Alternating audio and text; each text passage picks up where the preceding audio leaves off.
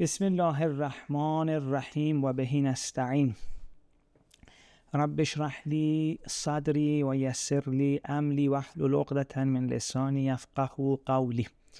I pray that inshallah you are well, and I pray that inshallah the discussion we had the last few nights have been beneficial for all of us. Tonight would be our final session of this series, although the discussion can continue and we wanted to go through the rest of Ziyarat Warith, but tomorrow and day after I have a few commitments. I need to go to work, and then at night I have inshallah a session I need to run. So we'll pause this for tonight. Maybe then in Safar or sometimes we'll pick up this theme inshallah. But tonight's will be, hopefully we'll try to cover as much as we can tonight's session. And also I really want you to first of all, if you haven't watched the previous four, start there. And if you have, once this is over, I want you inshallah to ask you to, once you have time and energy, go through it again. One thing I'm hoping inshallah happens is after this lecture series there will be all of those who this resonates with, at least a group of us who on certain things we have discussed together, exposed it to our fitrah, see what our fitrah thinks about it. And if your fitrah says, yes, this makes sense to me and this is what I like, let me know. Let's not make this another, discussion we go through and with time we may forget. I want us to set something tonight.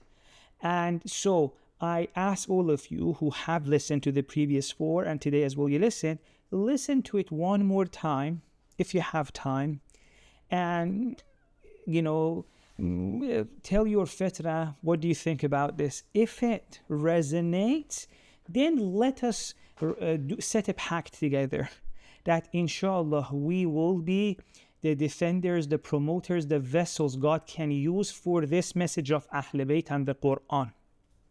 This message of Ahl Bayt and the Quran, the message of the Prophet, is right now madhloom. Even among the Muslims, even among the Shias, not always you can get the depth of the teachings of Ahl Bayt. So if you feel like this is correct, you could say no, this is wrong, this is whatever. But if you think this is correct, let us set a pact that together we will protect this, we will spread it, and we will not let this anymore be forgotten, anymore be silenced like it has been for so many centuries. It is, and let's be together. Let's come together and get this done. So whoever is interested, let me know. Write back to me in any of the ways you can reach me, and inshallah let's come together. We all need to help. We all need to be part of this. This is not a one person's role. And then see each of us in what capacity can we do this. For now as well, another thing you can do is if you think there's a family member, etc., who the sessions or the discussions may be beneficial for them, bismillah, by all means share it with them. If there are any questions you have, send it through.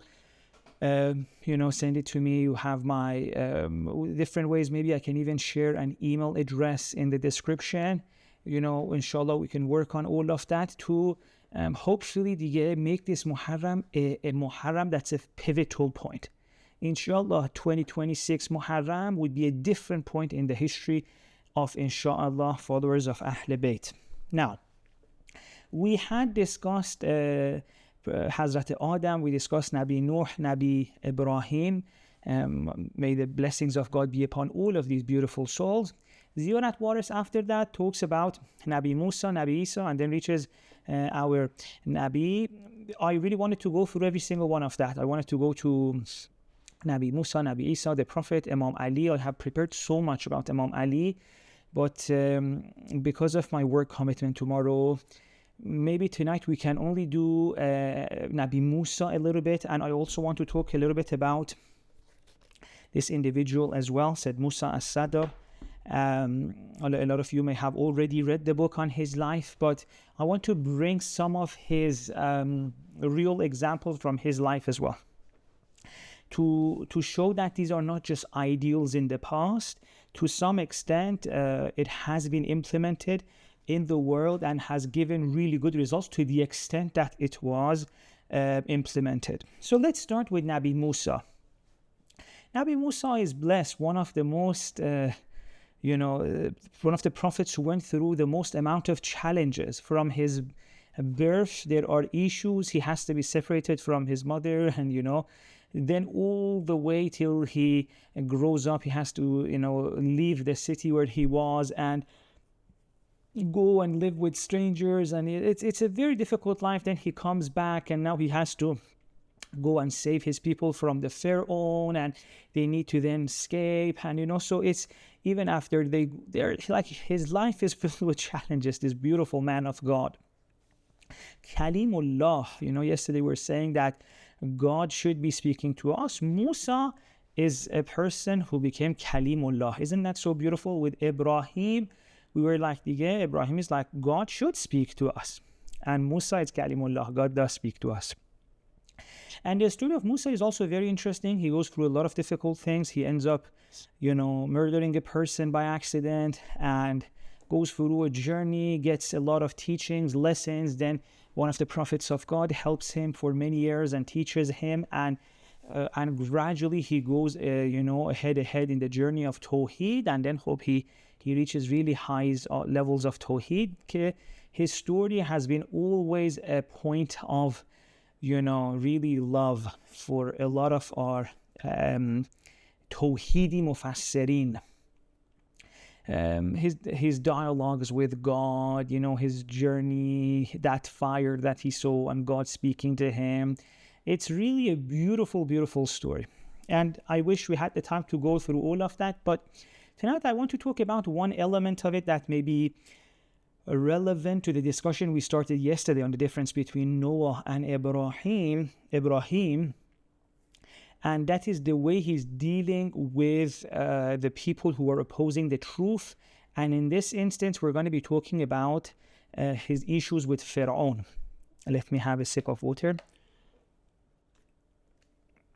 Now, Pharaoh, in the Quran is an example of a tyrant.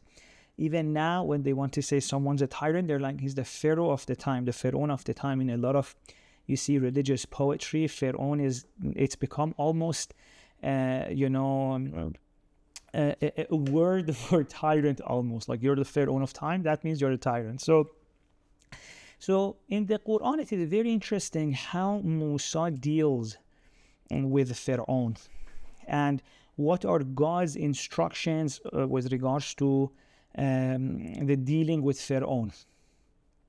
We spoke about one of the qualities of Pharaoh, I think, in one of the sessions, and that was istid'af an-nas, to want people weak by not wanting them to think. One of the interesting things, one of the scholars had a very lovely discussion, a scholar by the name of Rahimi, had a very interesting discussion on this, how Pharaoh was trying to keep people under his control, and one of the elements of that was stopping them from thinking for themselves. And it's very interesting that is not just bad when Pharaoh does it, because one of the things I've seen is that then sometimes good people who want to stop Pharaoh may also think, okay, now we also need to tell people what to think. Do you see? It's very interesting how sometimes the same method is used by the tyrant and those who oppose the tyrant. Recently, I even heard someone use a phrase, I don't say in what language so it doesn't become clear from which group, because it's a group that we like, but it was called people making. I was like, wow, subhanallah, are we saying it that explicit now? And there was this person giving this talk that, yeah, we need to work in a way that by a certain time, whatever we want to think, people are thinking that. I was like, wow, it's become that explicit now, huh? That's istid'af. That's what Quran says Pharaoh did, getting people to think the way they want. Whereas the way of the Ahl Bayt was, we tell you what the truth is, but go inside and see if you agree with that or not. as don't agree with it because I am saying so. There's no point in that. Many ahadith of Ahl Bayt who say that, مثلا if you look at that Kitab al-Aql of Kafi that I mentioned earlier, there's a hadith, I think by the Prophet, who says, if you haven't reached to the correct conclusion with your own thinking, but you follow because someone else said so, and you do everything, the Prophet said that's not going to really cut it, because God has not created robots.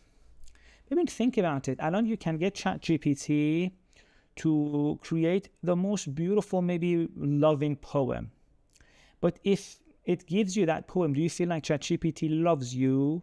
Or you're like, well, that's what you do. You're acting without any real understanding. Hello, imagine you get that AI, now you put it in a robot, which now they're doing it so, wow, crazily, efficiently. That robot could do anything, could perform salah, could, go down, come up, recite the Quran so beautifully. Is there any value in it? There's no human understanding. So Ahl Bayt were like, we don't want you to just do stuff. We want you to do it because you internally have thought that's the truth. And so anyways, Fir'aun wasn't like that. Now, Fir'aun, was killing a lot of people. يُذَبِّحُونَ أَبْنَاءَكُمْ, killing a lot of their sons, and very, horrible treatment of the people. Well, Musa is now sent by God to save the people. As we said, the prophets were always there to help people. The prophets were always on the side of the people. But now it's interesting to see what are the moral intuitions that God is trying to offer Musa, whereas what are some of the things we may be doing. Fir'aun, what should Musa do now that he's going to Fir'aun? God says, ببین, I know إنه طغى. I know Fir'aun is a طاغوت, has done طغيان, is a tyrant, gone against God. And God makes it very clear, I am aware of that, and that is very bad. But when you go to him, قُولَ لَهُ قَوْلًا لَيِّنًا لَعَلَّهُ يَتَذَكَّرَ أَوْ يَخْشَى. Speak to him in a layyin format, in a soft way. Don't start putting him on the defensive. Don't start attacking him. Don't start being accusatory. Start soft, speak softly. Why? لَعَلَّهُ يَتَذَكَّرَ أَوْ يَخْشَى. Maybe there is a chance that he would become mindful, or, he will remember, or yakhsha, he will have khashya, something inside him will awake and realize that, God is there. And it's very interesting that this khashya in the Quran is a very high level. إِنَّمَا يَخْشَى اللَّهُ مِنْ عِبَادِهِ الْعُلَمَاءُ. God in the Quran says it is only the true scholars. And, Ahl Bayt always say ulama in the Quran are not anyone who's learned knowledge. Nah, these are really high mubahideen. And Ahl Bayt sometimes say we are the scholars, and, so ulama in the Quran are really high. And Quran says only ulama have khashya. إِنَّمَا يَخْشَى اللَّهُ مِنْ عِبَادِهِ الْعُلَمَاءُ. Now, when it comes to Fir'aun, God says, I still want you to know, Musa, that there is hope. Fir'aun will have khashya after being a taghut. لَعَلَّهُ يَتَذَكَّرَ أَوْ يَخْشَى. It's a very profound statement. And this is, as we said, the difference between Nuh and Ibrahim as well. Nuh dige had given up. Ibrahim was like, there's hope. Allah, God right now is expressing that hope to Musa. And that prayer I started this session with, Shrah li sadri, God expand my chest, wahlul uqdatan min lisani, remove the ties and the knots from my tongue and my speech, yafqahu qawli, so people understand. These are some of Musa's du'as, because Musa had to really articulate the truth to a lot of people. And so Musa goes, and God has told him, even though Fir'aun is like that, speak to him softly, which is one of those areas again in which we may have a different moral intuition to what God wants. A lot of us think that we need to start, if the person in front of us is masalan Fir'aun, we need to start from the 100 we can in harshness. Whereas God says, قُولَ لَهُ قَوْلًا لَيِّنًا. And now it's very interesting, because sometimes a lot of people use this story of Musa and Fir'aun. Masalan, they're like, this person is the Fir'aun of the time, and Masalan, this person is the Musa of the time, and the ocean will open for us. So, which is, I think, a great way to bring that story to our times. I really love that. But my question is, when are we going to act to this part in which God actually gave an instruction? A person may say, well, now in this situation, it's not the time for it. Okay, but tell me, when is the time for it? And what are the conditions in which we follow this verse? Speak to him softly. This is very important for me. I'm like, when are we following this verse? Or are we, because we are used to a different way, we are used to being angry and we want to really go and lash out, we think this instruction of the Quran is irrelevant? Well, I have a very simple question. When is the right time to follow this prescription of the Quran? Alan, I feel like not only with the Pharaohs, we've never tried that. Even with people who are not Pharaohs, with people who are, masalan, let's say, maybe not Pharaoh, but helping the Pharaoh. Maybe not Pharaoh, but neutral. Maybe not neutral, helping, but we're like, you're not helping enough. Maybe. With all of these range here, I feel like we're speaking harshly from the beginning, accusatory tones from the beginning, attacking from the beginning. I'm like, is this the way of the Quran? Is this the way of the Ahl Bayt? And it's very, very powerful. Despite Musa's best efforts, still Pharaoh didn't accept. That's okay. He has to pay the consequences, but Musa had to try. Isn't that so interesting? Okay, God says, Musa, even if you may not be able to, you need to try saving his soul. I want even Pharaoh of that in the Quran to become Yakhsha. I want him to become a very high spiritual person. I'll try at least. If it doesn't work, it's not on you. And Musa tries. And it's very interesting. If we go a little bit forward in the story, I say what Ahl Bayt say about Musa's efforts. So Musa tries that. Pharaoh doesn't accept. The magicians do. And Balakhara Musa manages to get some of the people, save them, and take them away. He takes them away. And look, it's very interesting. This is now very different to Masalan the time of Nuh. The Pharaoh is not going to get destroyed if he stops where he is. He's like, I'll take Masalan Babin with Nuh. He was like, you know what? There would be a flood. I'll take myself out. All of you have to die. But with Musa, he just said, I want to take my people and go. I don't want to distract you. I'll just take my people and go. And then they go, and then the ocean opens. If they hadn't chased them in the ocean, Pharaoh wouldn't have died. It's not like Azab came to them. They went to the Azab. Just think about it. Musa says, okay, you're annoying these people. I'll take them and escape. I'll take them and go. He takes his people and they go. The ocean opens for them. If at that point Pharaoh had stopped and was like, you know what, let them go, there would be no Azab for them. They went to the Azab. They went to the ocean and got killed. And another very interesting thing is, some people here are like, doesn't God want Pharaoh to have Iman and say yes? How come the Quran says when Pharaoh had faith, God said there's no point in it? Ahl Bayt say, nah, that's a wrong understanding of the Quran. If you read the Quran carefully, that's not what Pharaoh said. Pharaoh didn't say, I believe in God. Pharaoh said what happened, Pharaoh got scared. He didn't have faith. It wasn't like he suddenly believed in God. And Ahl Bayt point out to what evidence in the Quran to show he didn't really believe in God. He didn't say, God, I believe in you. He was like, whatever your Lord is, I believe in that. He didn't say Rab or Rabbi or something like that. He was like, you know what? He's like so scared. He's like, whatever your Lord is. That's not finding the God.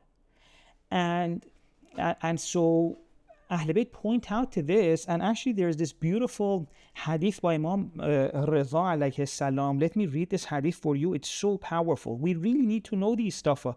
These are the teachings of Ahl Bayt that we are in dire need of. So this one has been, this is in the Uyun Akhbar al-Rida by Sheikh Saduq.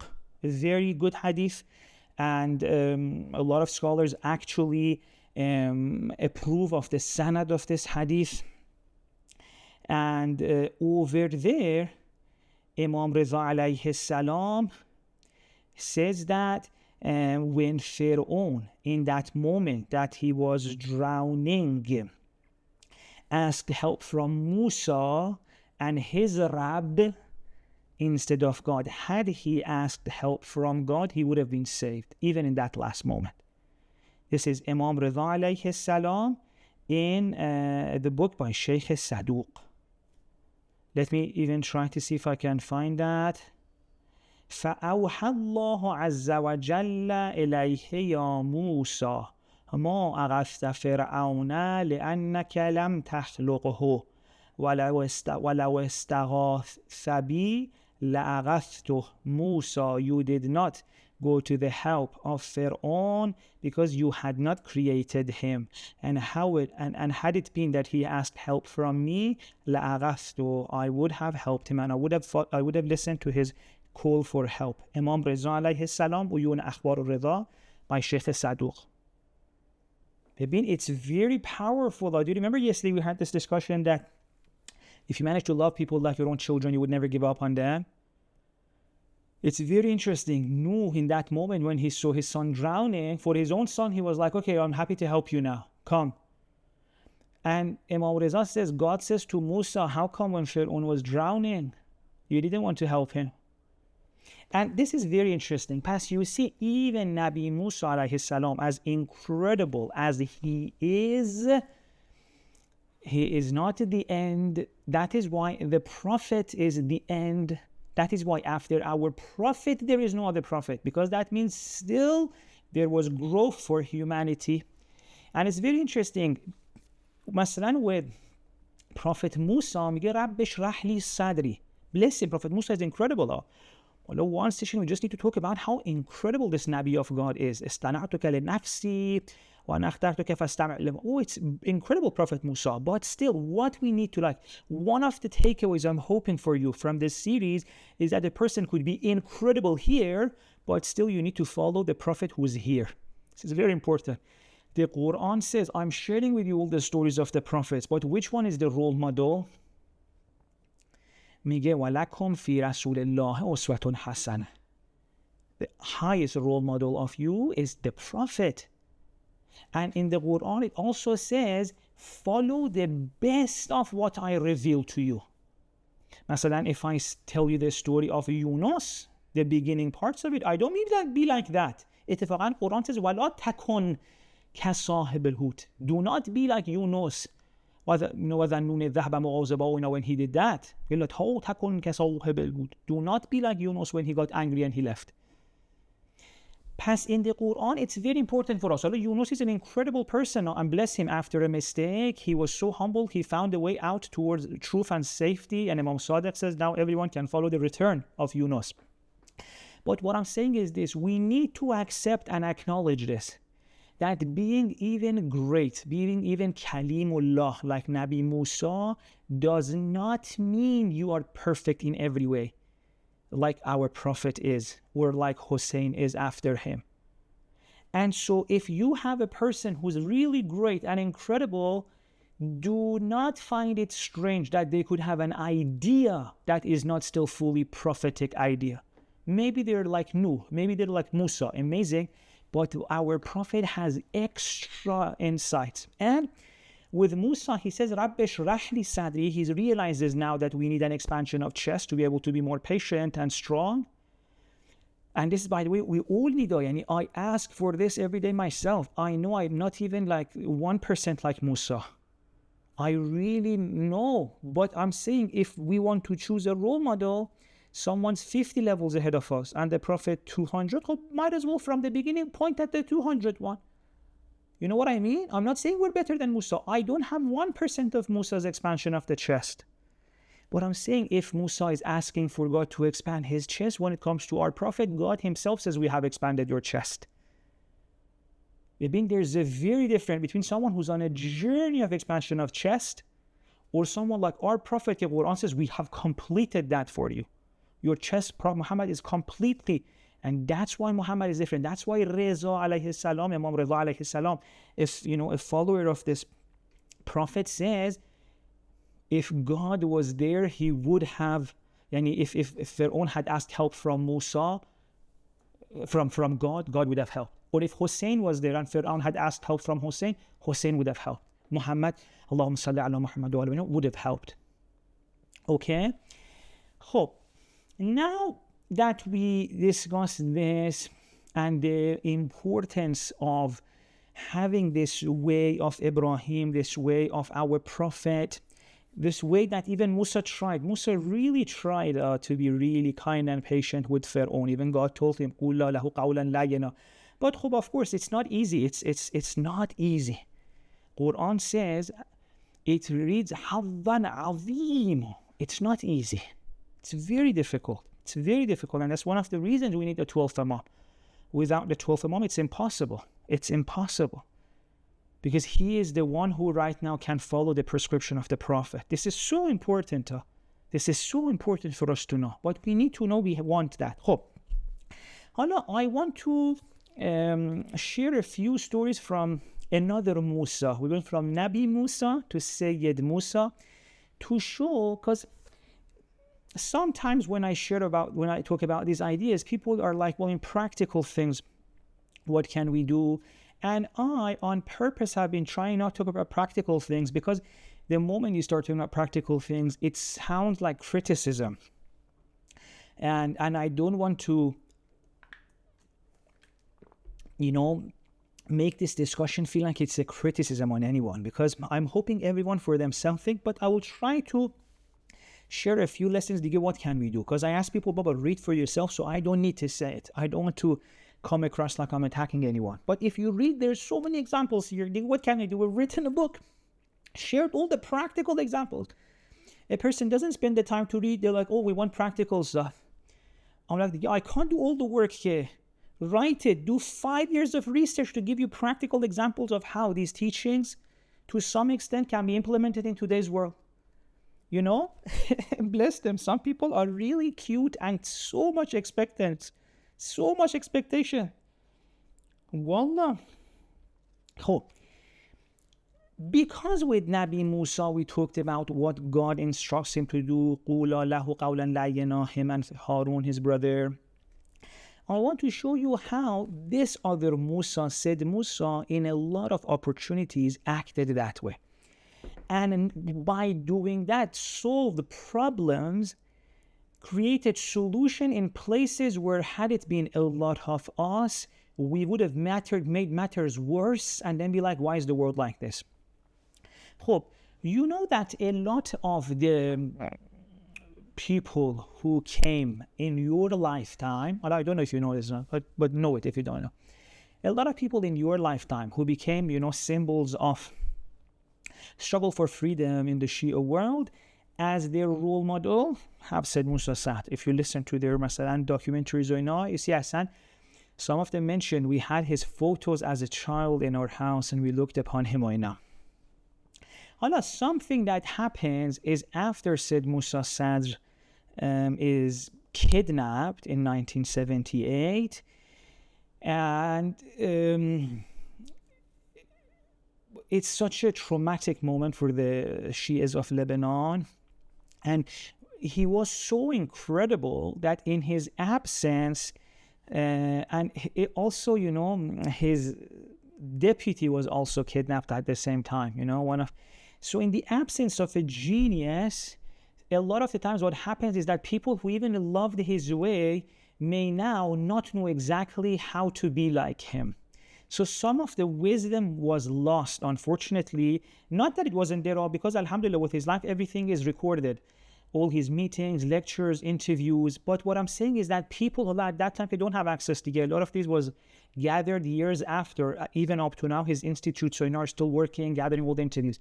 People loved his method. They had seen how his method took the Shias of Lebanon from a group who were really oppressed, really marginalized, really in poverty. In the book, we've explained what was the situation when he went. And of course, even the little that was there was the great efforts of the scholar who was before Said Musa and invited him to Lebanon. and he had done a lot of great work. But still, it was a very difficult situation. A lot of people were embarrassed to say we're Shia, and he starts taking them up, lift them up, creates, Majlis A'la of Shiayan, and incredible achievements. He unites the Muslim world for different causes, supports, the oppressed everywhere, whether it's in South Lebanon, whether it's in Palestine, even in Iraq, when the Shia were under struggle, he managed to liaise and support them. Incredible life Said Musa led. And when you read his life, you see he is following, for most parts, of course, no one is perfect. We saw even Nabi Musa was not perfect.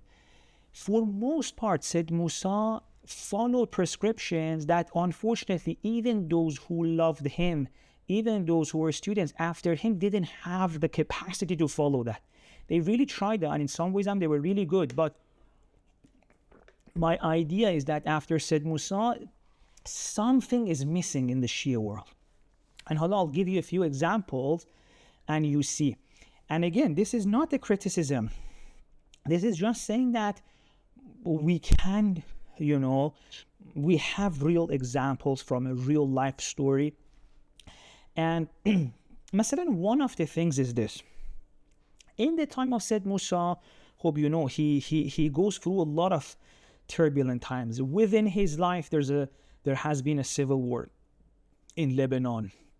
There's also, Israel attacking Lebanon. So much is happening in his lifetime. And it's not a easy time. It's tense, full of tensions, full of, problems, full of challenges. And one of the spirits of Said Musa Sadr, which I love, is his tirelessly help working to sort all of these. He's always there. This part, alhamdulillah, we have had Shias who are like this. People who are always there, really care. But one of the things of Said Musa which is incredible is having following these instructions of the Quran, just with this one verse, he solves problems which if any other person was there, it maybe could have been led to chaos. There's a moment in which, after a lot of efforts to help the Arab countries, because Arab countries back in that time, they're very different in terms of their dynamic than today. We need to read history. A lot of people just read Instagram reels and think that's news. And so they think that's history. If you read the history of that time, it's very fascinating, the dynamics between Saudi, Iraq, Libya, Egypt, Syria. Very important player back then. Now, I want to give you some examples. There's one point in which there's dispute between these countries, and one of the sessions which would bring all of these Muslim Arab countries together to be able to solve the problems of the Muslim world, or if it's an oppression to stop it, there's tension between them. The meeting is not about to take place. And I think with these things, how one thing, small thing, can lead to so much issues or enough. Said Musa himself single-handedly goes from one country to another country, and who are these people? These are the people, some of them, I'm not going to mention some of the countries so I can speak freely about them. Some of them, Arab countries, they have really abandoned, imagine an important cause. I don't know if it was today, what would we have said? Traitor, this, that, you are blah, blah. Said Musa goes to them, flies to them, brings the good thing they've done out. You've done this before, you've done so much, just show, he doesn't lie, he doesn't mention anything wrong, but he brings to their attention the good they've done, reminds them of their fitrah. And you see, there's 1 year, he manages to convince every single Arab country to come back and help. It may seem to you like such a simple thing, but sometimes solving big problems is as easy as that. Someone's gone away, someone's abandoned. You can either be like, you abandoned us, you traitor, you this, you that, and start slowly getting tense, and tension will, after a few years, they get your enemy. You'll end up, seeing two Muslim countries are buying so much weapons to fight against each other. some of the most amount of weapons, both two Muslim countries against each other. Allah, you look back, you see what happened. Masalan, 20 years ago, there were good relations. Slowly, they rifted apart. Oh, said Musa goes to different countries. Masalan, I'm not sure or not, but in the book, I think we put Masalan, when he goes to Saudi, the way he treats the royal family in there, and he tries to manage to get their help and support for the causes that was very important at the time. Well, this is a very powerful example of how the prophetic way, the Quranic way, the way of the Ahl Bayt gives results in the world. But a lot of the times when we feel like someone is not helping or doing the right thing, the first instinct we have is to attack, to label, and give up on them. Cool? And as I said, Quran was like, even with Fir'aun, don't give up. Alon, we're like, forget about Fir'aun. For other own Shias, sometimes we give up and attack. Forget about Fir'aun. For someone who Baba has, Masalan, imagine, lost family members to oppression. Who's your friend? Who's your fulan? With them and we attack. But you see, Said Musa is acting very differently and gets a lot of results. Yani Said Musa, during his lifetime, has got the most amount of results you could hope for. Read his life. Read the conditions. Read Israel attacking Lebanon. Read the way he tried to get support for South Lebanon. So beautifully, at a time in which there's no social media, his interviews are so beautiful, so fitra-centered, that speaks to the heart of so many people. And Masalan, I want to give you and in order to appreciate this, in order to be able to live this, you need to allow your heart to become wise like the Ahl Bayt were. I want to do a whole lecture series on Ahl Bayt have a very clear teaching that according to Ahl Bayt, this is the way of the prophets, that they try to get it better and better, and by reaching Ahl Bayt, and Ahl Bayt have given a 3-level strategy for activism in the world. 3-level strategy for activism in the world. Ahl Bayt have given it a lot of examples also in their life. But I feel like not only we don't have that strategy of Ahl Bayt, I think the current level of activism in the Shia world is, it's had good intentions, but the spiritual engine of it is a secular engine. Yani if you think about it, and this is a question I want every single one of us to think about it. What do you think is the difference between a Shia activist right now and a Marxist activist? An activist who is secular, does not believe in God, may even think God or religion is the opium of the masses, or what is it different? And what I mean by different, in level of strategy, in level of manners, in level of understanding the world, in communication, in the way you make allies, in the way you vision for your solutions, in the hopes you have for the future. In what way is the current Shia activist any different to Masalan a Marxist activist? And I'm not saying a Marxist activist is bad or not. They are really genuine. They have been really working hard. They have done so much, and bless them.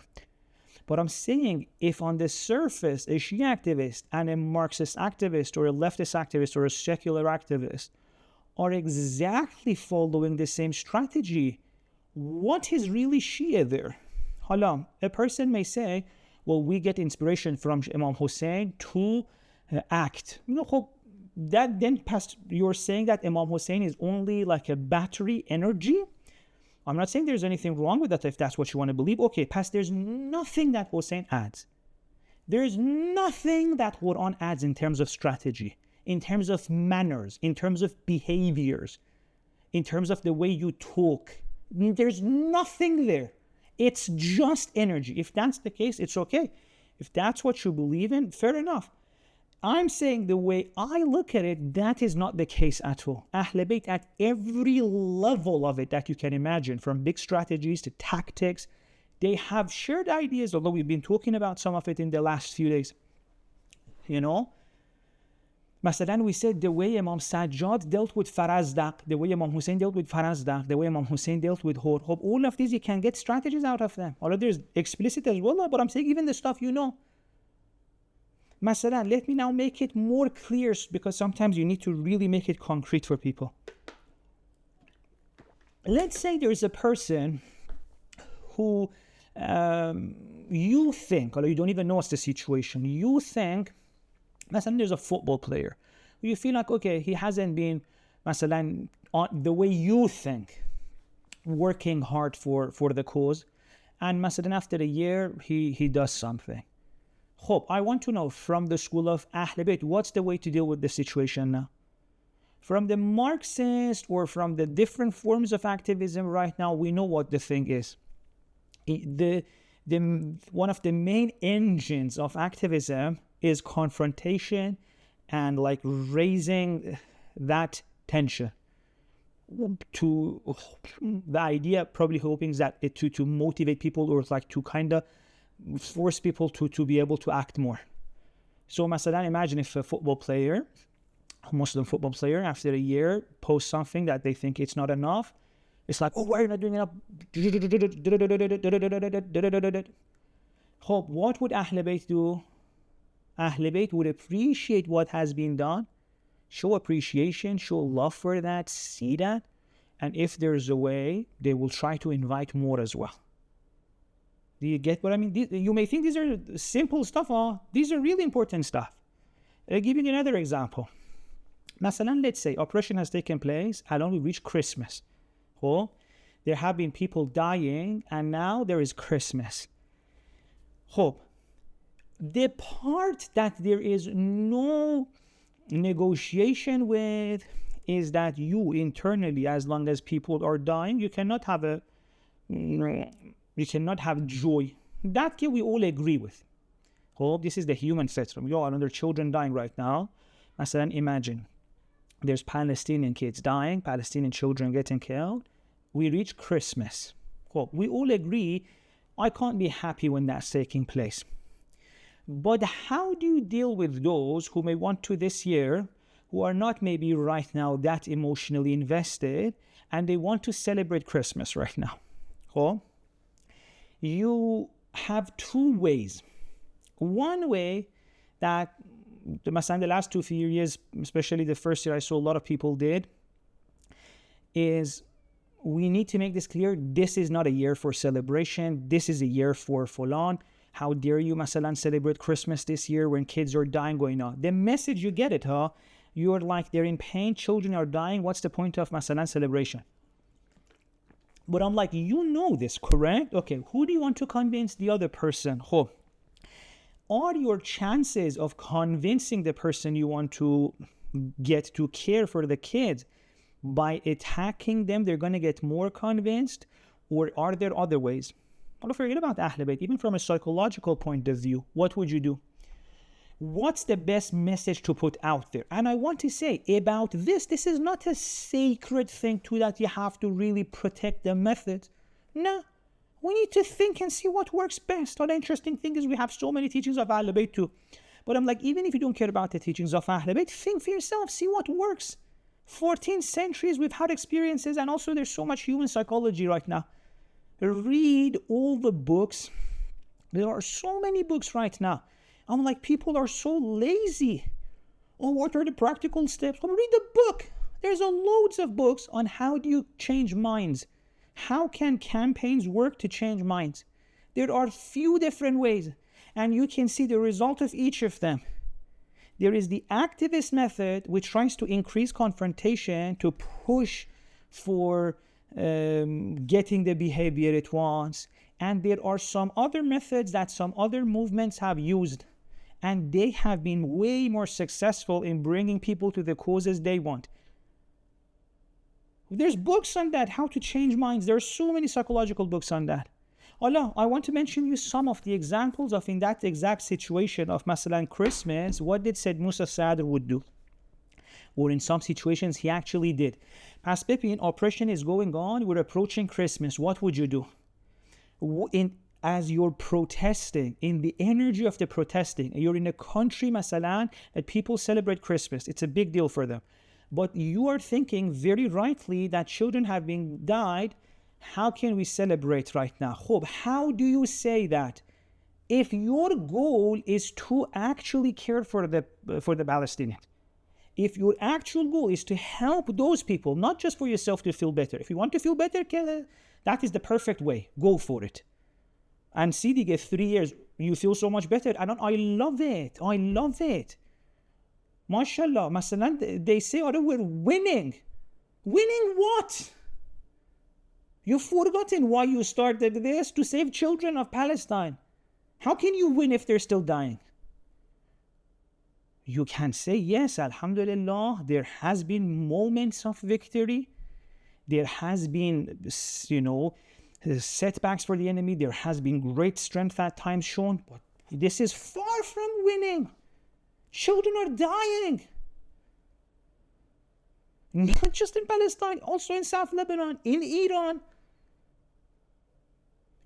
You don't care about them? And you're celebrating that you're winning?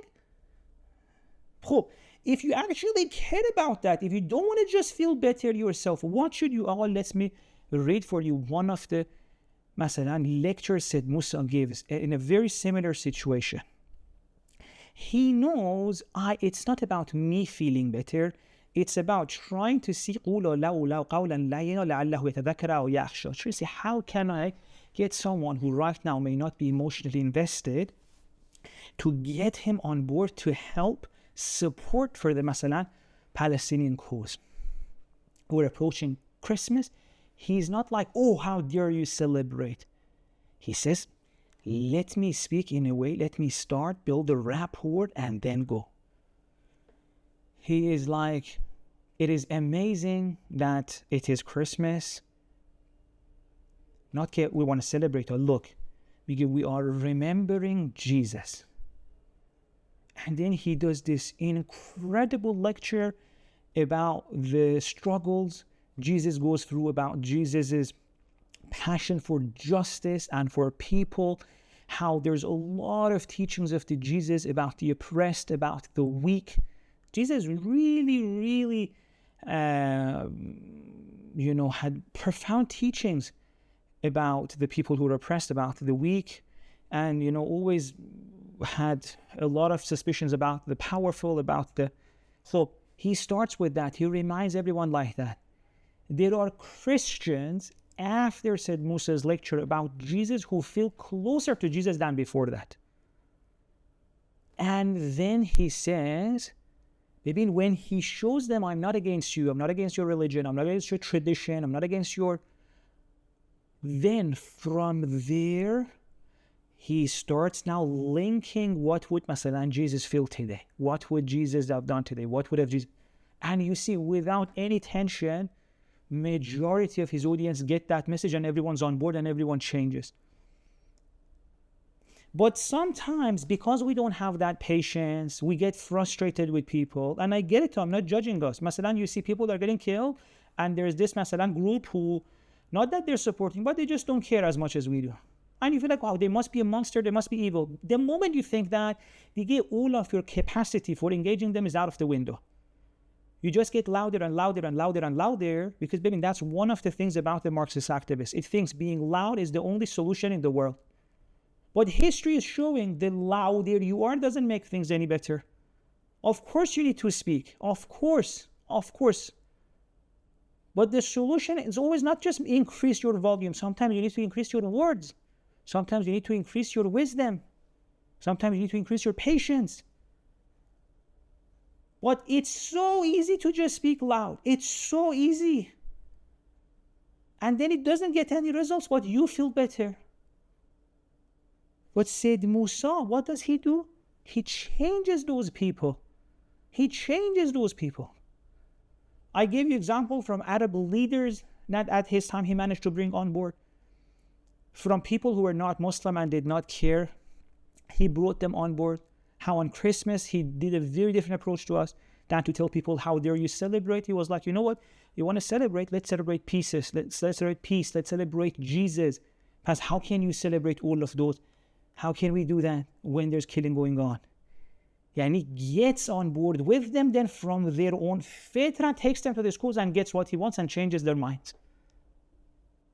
Allah, I can give you a lot of examples, but don't put all that pressure on me. You also think, you also read. And you also be like, مثلا if Imam Ali says إني أكره لكم أن تكونوا سبابين نمیدونم فلان, when are we going to follow these teachings of the Ahl Bayt? بابا اهل بیت spoke to everyone.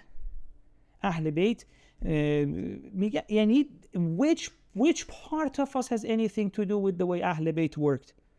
And I'm not talking about, I'm talking about you and me. You know what I mean? Please recite salawat internally.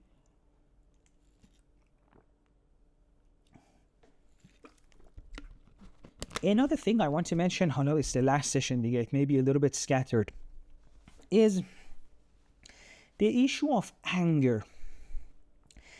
Is anger, righteous anger, the tool of a Shia activist or a Marxist activist or مثلا a secular activist?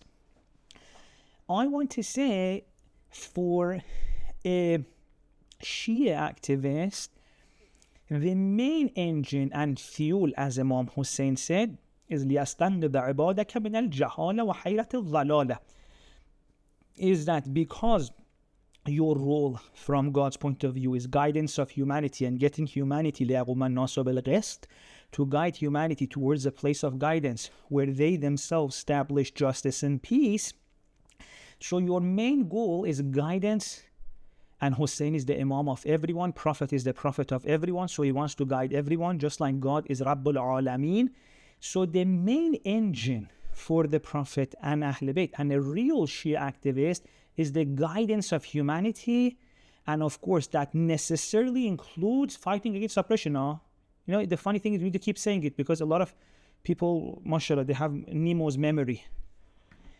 Hope. So if that's your motivation, sometimes for that you also use the strength. Yani, we're not against strength. Quran says have strength, but the question is this: what is the engine? Is anger the engine, or is anger and strength one of your tools? Is strength your engine or one of your tools? I just noticed the way I'm talking sounds like one of the speakers. Bless. For a person who doesn't believe in God, which is the majority of the world in which, you know, a lot of lovely activists grew up, there is no God. There is no bigger justice. There is no Imam Mahdi. This is really important. They don't believe yet in Imam Mahdi. They don't believe in God. If you don't believe in Mahdi, what is their hope for you? The world is an incredibly unfair place, and it's a jungle. It's a survival of the fittest. It's the, you know, and the only tool you have is your anger to go and attack and defend and break things down. And that's naturally the situation when you don't have any hope. As I'm babying, if you think about it, just put God out of the equation, which is the mind of a lot of activists. There is no God. Some of the most beautiful people, I love them, I read their books, so I'm going to share one of these books. But for them, there is no God. So there is no hope that humanity at some point will get better. They don't believe, مثلا, the Quran says, إِنَّ الْأَرْضَ يَرِثُهَا عِبَادِيَ الصَّالِحِينَ, that the earth will be inherited by the righteous, or that Mahdi will come and will fill the earth with justice. They don't believe in any of that. Because if that's not the case, the only solution is let's just destruct. If the game is not working right now, let's just destroy the game. And that's why you see the highest dream and imagination they have is let's just destroy. With any issue it is, destruction of what's in front becomes the highest form of solution. You know what I mean? And I don't want to give examples, but because there's so many examples. There's loads. I don't know which one to pick. But their mentality is this: if there's problem, let's destroy and hope for the best. What happens after you destroy? What happens after you bring everything down? We'll think about it then. I don't care, this is not working, so let's go towards destruction. Cool? And because they're very scared, and this one is a good point. This is actually a good thing they have. Because they've seen that a lot of people can become numb to oppression, their worry is if we don't ignite anger all the time, our next generation or the other people may go numb to oppression and oppression may continue. So one big part of them for them is anger. There's this مثلا amazing American activist, and I'm not going to share more information because it needs a lot of explanation, but he's written a book in which he's talking to his son, talking about the oppression he went through and the injustice his son is also going to go through. When you read that letter, it breaks my heart. The part that he was describing his pain, when it's heartbreaking in one way and you're like, what you're going through is just heartbreaking, it's unimaginable. But also the solution he offers to his son is equally heartbreaking. Again, my son, there is no hope. This is the world we're in. It's a dark world and anger is the only tool you have. Hold on to your hatred and etc. etc. Hope. And it makes sense a lot from his point of view. But that is not at all what a Shia would think. A Shia would say, I agree with you on a couple of things. This is really unfair what's happening, and it cannot continue like that. We don't want to become numb to this. But who said there is no hope? Who said hatred is the only thing we have? Hope. Yes. Even مثلا when you look at the Quran or the du'as of Ahl Bayt, you have غضب. Hope. But سبقت رحمته غضبه. You have a kind of anger that is working for your rahmah. It's not that you're not angry, but your anger, your strength, your might is in the service of your mercy and rahmah.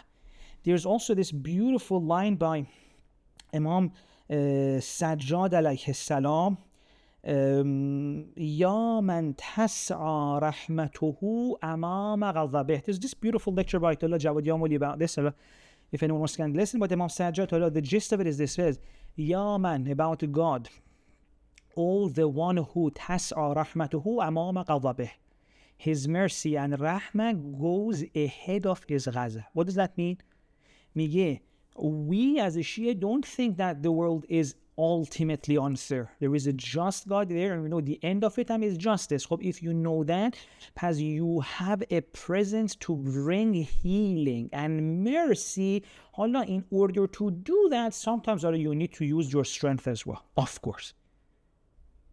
But then as a Shia, you can't say that, guys, we need to remain angry or we will never. Nah, you know what you're actually admitting about yourself?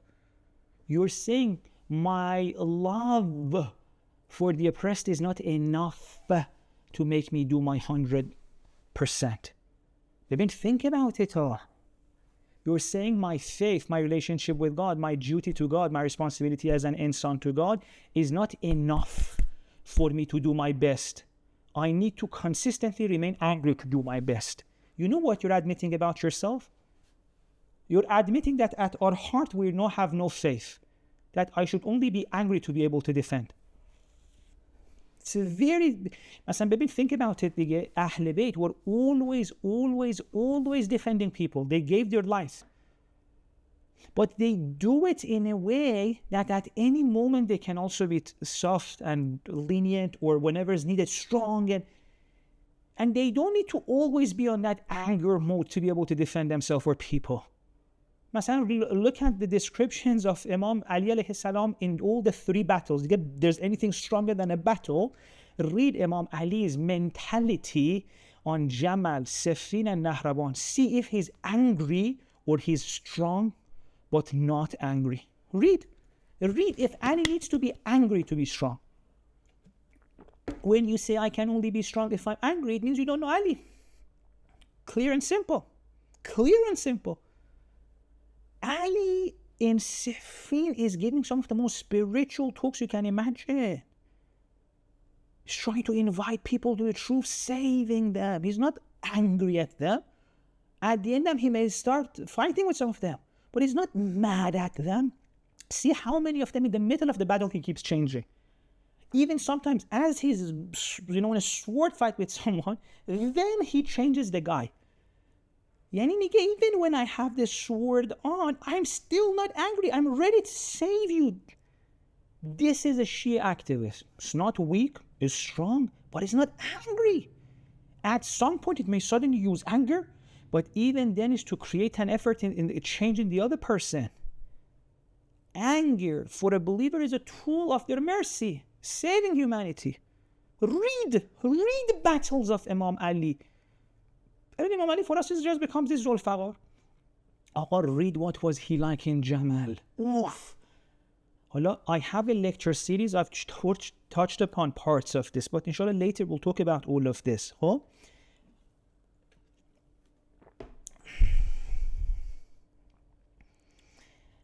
Maybe another way to know if we are Shia in our activism or not is to see how are we conceptualizing or understanding our efforts.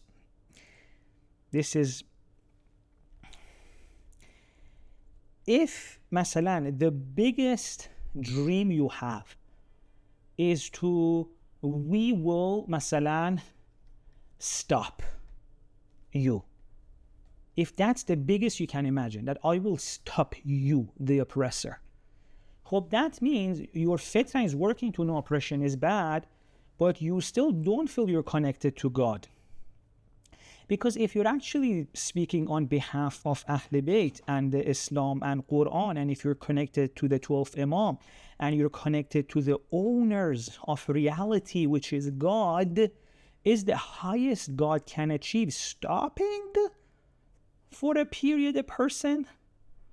Or is our highest goal establishment of an earth in which, as the ahadith of Ahl Bayt say, there is no even intention for oppression?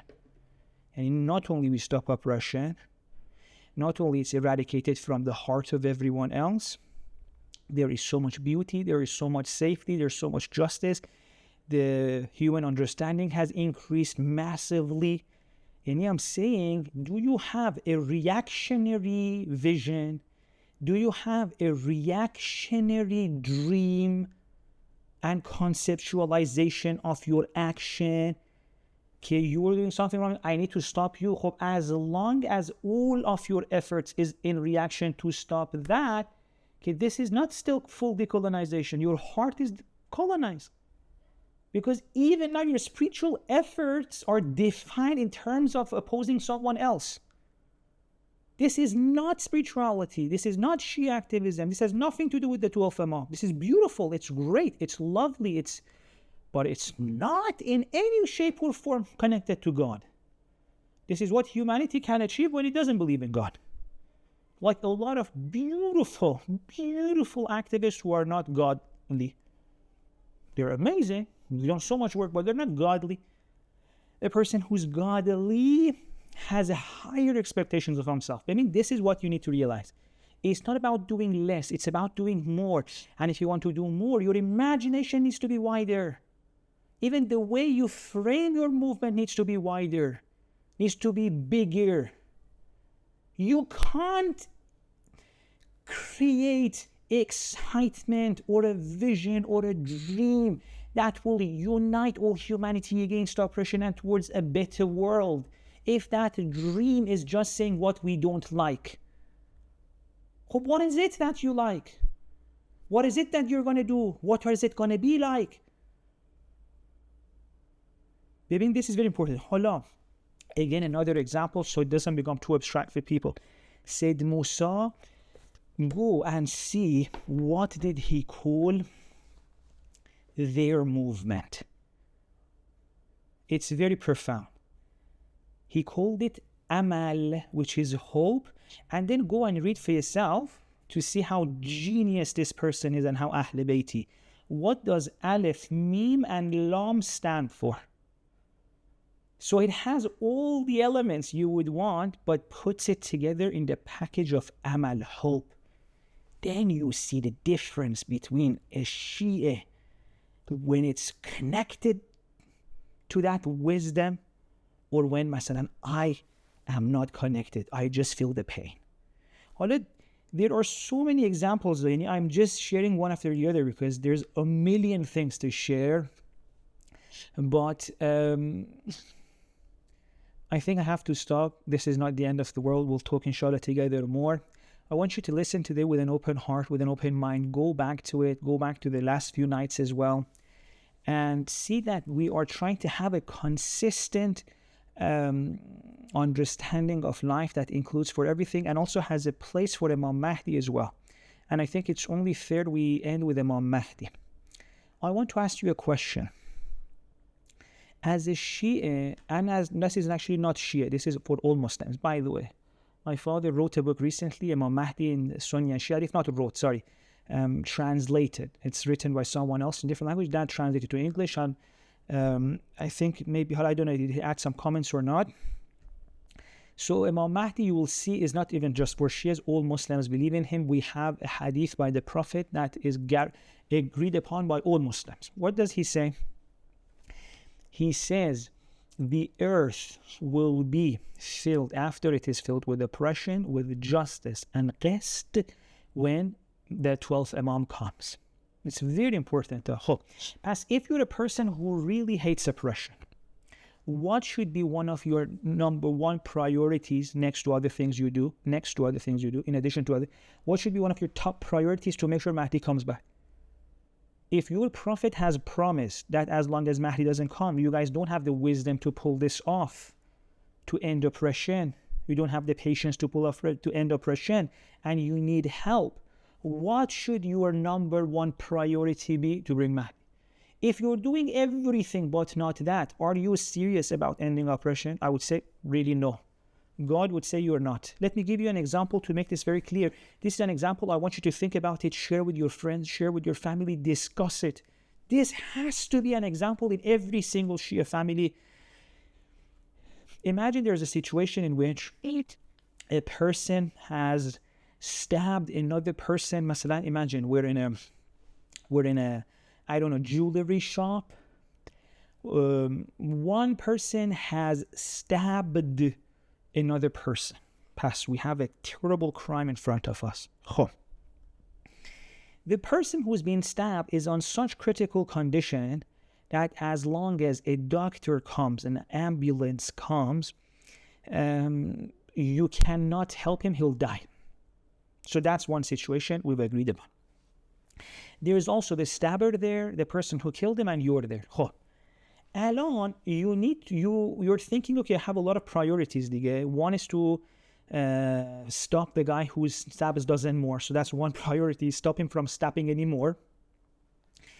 And another priority is maybe to capture the guy who stabbed, to stop him. Although later on it would be like take him to court or justice or not. So all of that also comes. But imagine if you are the family of the person who was stabbed. What was the most important thing for you then? All of these are there, to arrest the stabber, to arrest the criminal, to take him to court. All of that matters to you. But right now, if masalan your mother, God forbid, is on the floor of the jewelry shop, blood coming out of masalan her body, what's your ultimate first priority? I need to bring the doctor in, correct or not? If the doctor is behind the door, the ambulance has come, some of the people who are fighting with the stabber, they're like, if we open the door, he may escape. They're worried, masalan. They don't know, police is outside too, it's not like he'll escape. But they're worried, they're not letting the door open. They're fighting with the person who did the crime, they're not letting the doctor come in. If your mom dies, wouldn't you tell them, let the door open, let the doctor come in? Isn't that so important? At any case, in that situation, the most important thing is to let the police and the doctor come. The Prophet has promised with us. The doctor of humanity and the police that will come and help everyone is Mahdi. If we don't believe in that, that's a different discussion we should have another time. Do we believe in the teachings of Islam or not? That's a different discussion. I'm saying Shia and Sunni all agree with this hadith. And that's the concept of Mahdi. And it's not like it's something you need to wait for, because they will say, so we just wait. No, you cabbage. No, we don't wait, sunshine. No. Mahdi is waiting to come. I'm saying Mahdi is at the door. That's why I gave that example. Mahdi is at the door. The hadith says, if you guys want him, he's ready to come there tomorrow. Why is he not coming? Because your engine is different to him. I just gave all the examples in which our engine is different to him. Imagine Mahdi wants to come and follow what God told to Musa and in a different way try to something. Imagine he wants to come to the leaders of one of the Arab worlds you hate and with kindness bring him towards the truth. What if you're not ready for that? What if you're not accepting that? You don't want Mahdi right now. خب حالا if you don't allow Mahdi to come, it's exactly like not allowing the doctor to come in and save that mom. And it doesn't matter how many times you say Mahdi come, because Mahdi come is a word. You need to say in your heart when you say Mahdi come, what is that Mahdi like? Is that Mahdi like you? Or is that Mahdi the real Mahdi? I gave you 5 nights of lectures to show our view is like Nuh. It's not like Mahdi. The Mahdi you're calling on is Nuh. And I'm sorry, Nuh is not going to come back. Nuh is alone in heaven chilling. Man as-salihin enjoying. The Mahdi you want is like Lut. Nabi Lut is done. Nabi Lut is not going to come back. Lut is not going to come back. Yunus is not going to come back. Nuh is not going to come back. You know who's going to come back? Mahdi. You know what's his name? Rahmatan lil alamin, like his grandfather, the Prophet was. So when he comes, he's going to come with that Shi'i engine. He's going to end oppression. He's going to save the oppressed. And he's going to do everything. He's going to do everything correctly.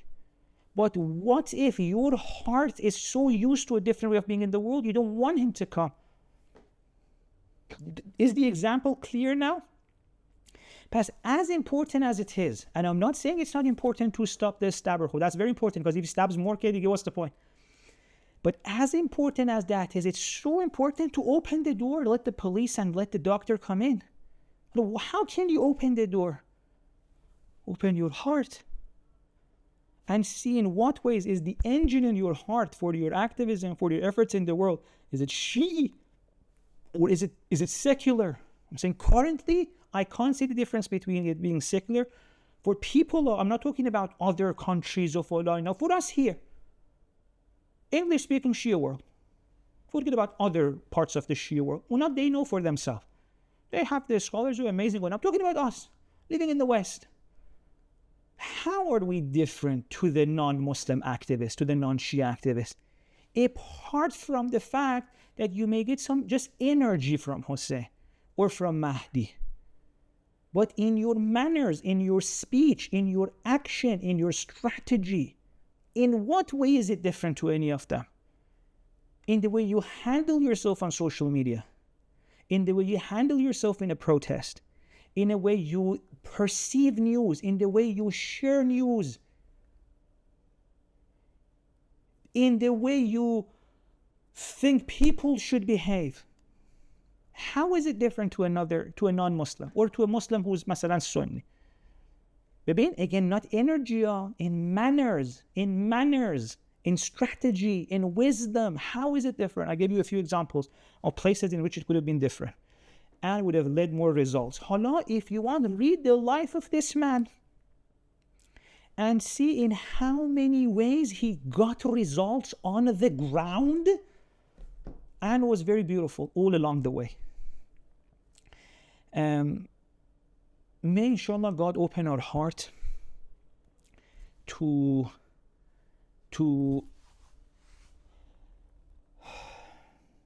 أفمن شرح الله صدره للإسلام فهو على نور من ربه.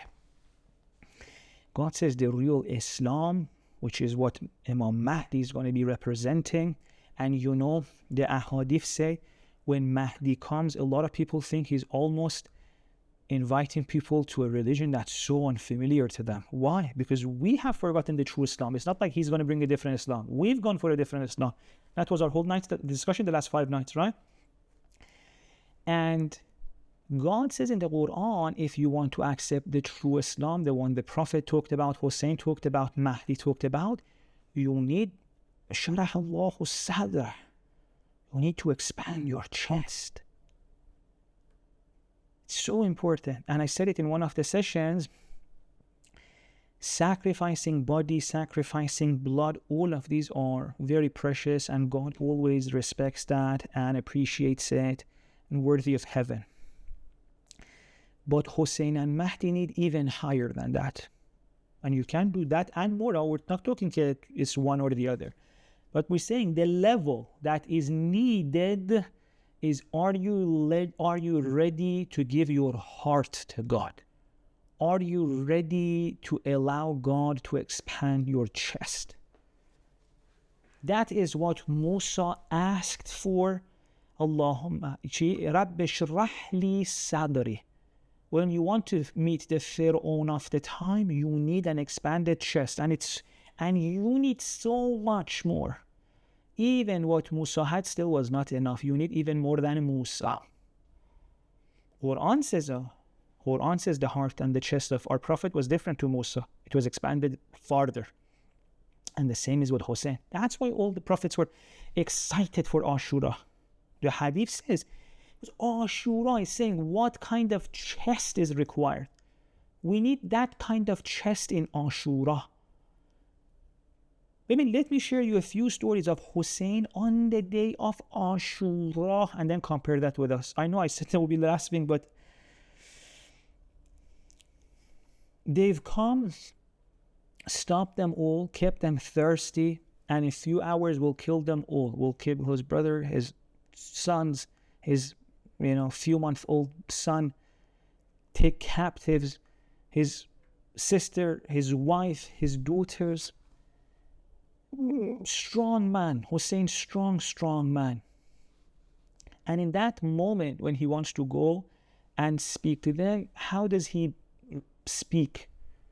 These are in our books. No one ever shares them because we are angry. We don't like a Hussein who's not angry.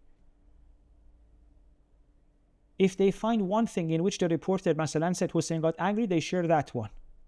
Allah, who's the reporter? But if there's 10 in which Hussein is not angry, they don't share that because we're angry and we think Hussein is like us too. Hussein, in that day of Ashura, the best Maqatil report goes to them and says, my brothers, you owe it upon me. It's your right upon me.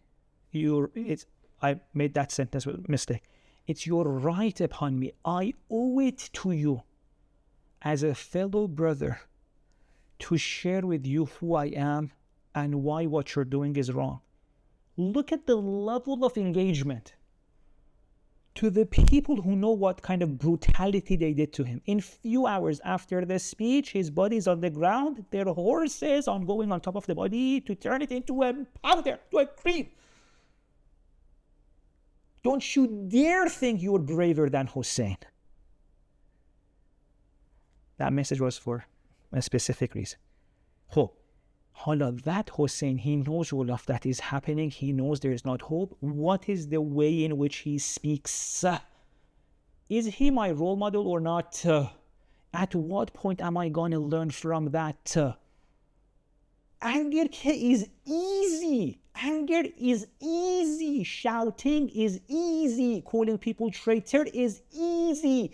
It makes your heart happy. What does it achieve? Did you ever call someone a traitor and they changed? Did you ever were angry with someone and they were like, oh, now that you hate me and you call me all these shit names, sorry for my foul language there, then I would like to change. I apologize for that word. If children are watching, Jawad made a mistake. Don't be like me, inshallah. Listen to your parents. They speak politer than me. Hussein on Ashura engages them like that. It is your right upon me. I owe it to you to share this with you. Why is it your right upon me? Because I have been sent by God to guide you. So even now still it's my duty to guide you.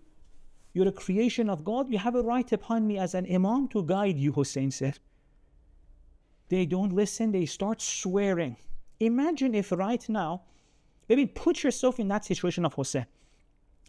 You're in a situation in which your imam is going to get killed. Not just your imam, your family, your children, everyone's going to be taken as captive. Your imam has come so kindly, so beautifully, engaged them. Not only they did this, and they started swearing at imam and his family. What would you do?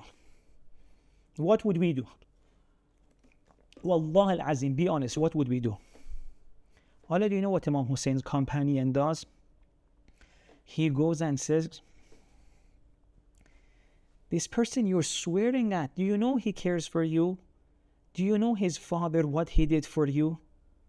Again, very calm, engages that. Allah, can we try this at least for 1 year? Forget about with Fir'aun, with each other, among Shia community at least, among Muslims, among Arabs. Have we ever tried that? Or are we ready to label an attack?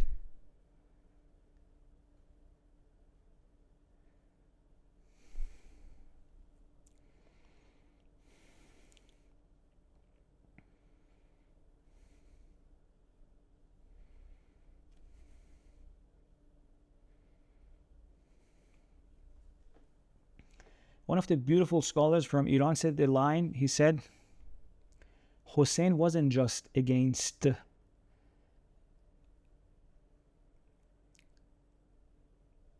the acts of the oppressor. Of course, he was against that. But in addition to that, he was also against oppression.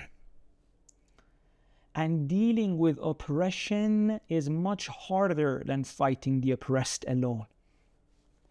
If you just want to fight the oppressed, which is what majority of people want to do now only, that's the only thing. I'm saying fight the oppressed and oppression. But if you just want to fight the oppressed, you at some point become so happy with your efforts, you forget that the oppressed are still getting killed. And you call yourself a winner when after 3 years, tens of thousands of children have been killed and died. Because at some point, the gift for you becomes more important than saving the oppressed, becomes to put it in the face of the oppressor. Is this the case or not? How many people have died the last few years?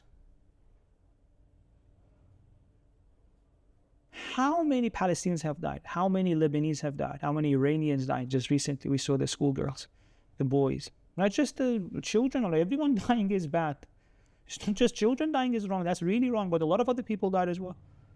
A lot of people are acting like everything is like rosy and dandy and we're winning.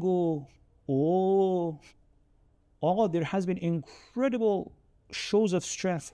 No one can undermine that. What was our goal? What was our goal? Ending oppression? Going on. I would like to report to you it's going on. Stronger than ever. Hussein says, I want to end oppression. And if you want to end oppression once and for all, it takes a lot. You need to give your heart. There were a lot of people who were where you are today and wanted to fight the oppressed. And even when they succeeded, oppression did not end. And also, they closed their eyes to a lot of other oppression in the world. If fighting one oppressed is at the cost of closing your eyes to some other forms of oppression, are you truly against oppression? Do you know how many forms of things that have taken place? You hear people say, oh, it's not important to mention that right now, or whatever. Well, I don't want to go into that. That's a whole other can of worms. Past Hussein is against oppression in any form of it. He gave his life for it. And I am a follower of Hussein, inshallah. Let me not say that. I'm not a follower of Hussein. I would love to be a follower of Hussein. For now, I'm a lover of Hussein. I'm a lover of that way. And may, inshallah, God enable us to be like that. I'm going to make it very clear. I am a million miles away from Hussein. For now, I just know this is the way. Am I like him? Of course not. Do I want to be like him? 100%. And together we can be. We need each other. When you look at the teachings of Ahl Bayt about the end of the time and the coming of Mahdi, the Shias need each other's strength and light to become ready. Not a single one of us can do it like that. So let's come together. Let's come together. If you care about Hussein, if you care about Mahdi, let's come together. Let's show love to each other. Let's become united. Let's love one another. Let's increase the capacity of our chest or ask God for it. Let us recalibrate our visions with the visions of Ahl Bayt. Let us recalibrate our moral intuitions with the moral intuitions of the Prophet and Ahl Bayt, or just listen to our own fitrah. Let us stop attacking each other. Let us stop labeling one another. These are not the etiquettes of Ahl Bayt. Ahl Bayt were the victims of this very kind of behavior. Ahl Bayt were the victims of being labeled and attacked. Ahl Bayt were the madhlooms of being labeled and attacked. Imam Hassan was called the humiliator of the believer, Dhillatul Mu'mineen, by the Shia. Imam Baqir was called all sorts of labels. You're not an Imam. But history showed them they were right, and everyone who attacked them and labeled them, history showed they were wrong. For a few years, they became arrogant and they said, oh, we don't need you to fix this. We've got it. But then history showed them, no, you did not get it. All you did was you ended up getting more people killed. At the time of Imam Sajjad, I'm talking about. At the time of Imam Sadiq, I'm talking about. There were many people who thought they are more passionate, more caring for justice than Ahl Bayt. Every single one of them failed. Every single one of them didn't manage to get results. And even those who got results, by the end of it, it ended up being way worse than it had started. Even those who managed to get the revenge and kill all the oppressor, in few years, they all got killed and led to a worse situation. Let us come together. Enough. Enough behavior based on anger. Love is strong. Love is not lenient. Love is not about not defending. Love will defend people. Love cares about the oppressed. And love is not going to be intimidated by anger anymore. The time of anger is gone. Shaitan, wrap your bags from the hearts of Shia and leave our people alone. Inshallah, see you in the next opportunity. So much love. Love is strong. Love fights back. Love cannot be intimidated.